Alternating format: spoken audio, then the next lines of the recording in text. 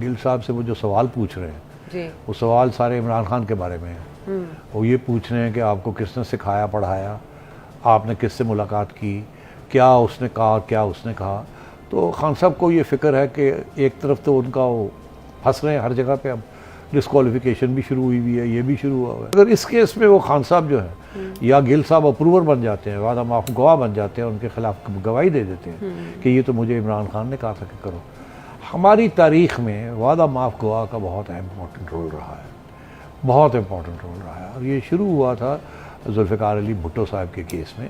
जिन लोगों ने तारीख़ पढ़ी है कि एक इल्ज़ाम ये लगा था कि फायरिंग हुई है एक गाड़ी के ऊपर और कसूरी साहब, एल्डर कसूरी साहब जो है वो असैसिनेट हो गए। ऐसे ही है ना। उसके ऊपर एक चार्ज ये लगा कि भुट्टो साहब के कहने के ऊपर ये हुआ, FSF ने, फेडरल सिक्योरिटी फोर्स ने ये किया। ठीक, तो उसमें कोई प्रूफ तो कोई नहीं था, कोई रिटन ऑर्डर तो नहीं था।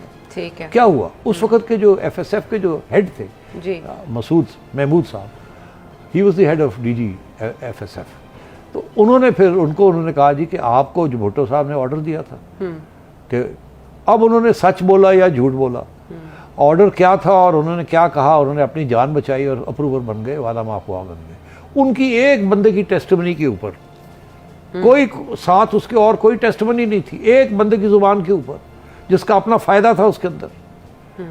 अब सुप्रीम कोर्ट ने भुट्टो साहब को सजाए मौत सुना दी। इस मुल्क में इस किस्म की इनजस्टिस, गैर इंसाफ, हर मिसाल मौजूद हर है। मिसालें मौजूद हैं। हर मिसाल तो अब अगर गिल साहब के ऊपर भी इस किस्म की कोई प्रेशर आता, जो कि आता होता है, और अगर वो कमज़ोर इंसान और वो बात मान जाते, तो पता नहीं कितना झूठ और कितना सच वो बोल देते किसी कन्फेशन में, तो फिर तो इमरान खान साहब की मसले और भी बढ़ जाने थे। आपको नहीं लगता जिस तरह पाकिस्तान तहरीक इंसाफ ने खुद को उनसे डिस्टेंस किया, जब भी उन्हें पेश किया जाता है पाकिस्तान तहरीक इंसाफ का कोई लीडर वहाँ नहीं आता, उनको पता है ना कि ये खतरा है। अब भी फैसल जावेद खान साहब ने उन गलती कहा, उसको कंडेम किया कि जो कहा है शहबाज गिल ने, इमरान खान साहब ने कह दिया कि नहीं करना चाहिए था। आपको नहीं लगता उसके बाद शहबाज गिल साहब भी कुछ अब नहीं, खैर अब वो क्या वहाँ सोच रहे हैं, उनके तक क्या खबर पहुँच रही है क्या नहीं पहुँच रही, सियासी जमात साथ खड़ी है कि नहीं खड़ी, पहले क्या बयानबाजी की, बाद में अब क्या बयानबाजी कर रहे हैं, अब कैसे इसको जान छुड़ाने की कोशिश कर रहे हैं।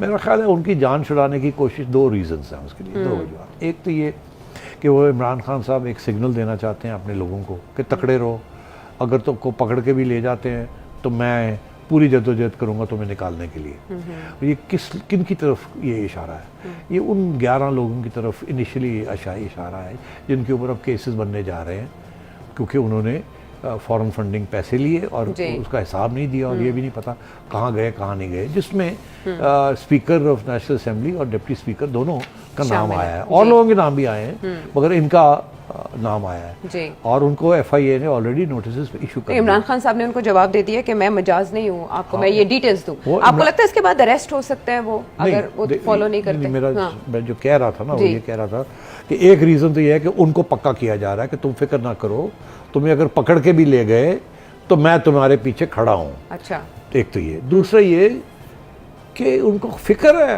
कि ये अगर पकड़ के चले गए और ये इनमें से एक भी कमज़ोर हो गया और मेरा नाम लगा दिया कहीं, क्योंकि 5 तो और 3-4 तो और ऐसे अकाउंट्स निकल आए हैं जो कि इमरान खान की रिटर्न रिकमेंडेशन के ऊपर अकाउंट्स खोले गए और पता नहीं पैसा कहाँ से आया और पैसा कहाँ गया। तो ये तो फंदा जो है ना, ये बहुत ख़तरनाक फंदा, ये बहुत बड़ा फंदा है।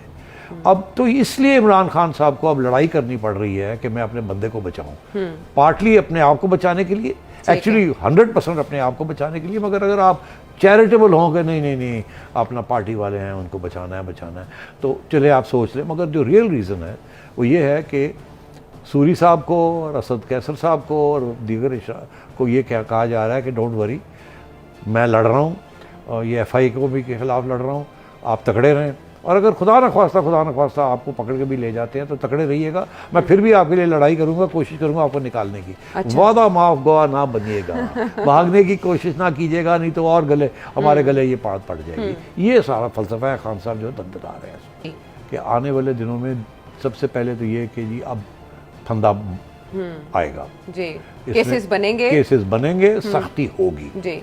ये मैंने कहा था, वो हो रहा है।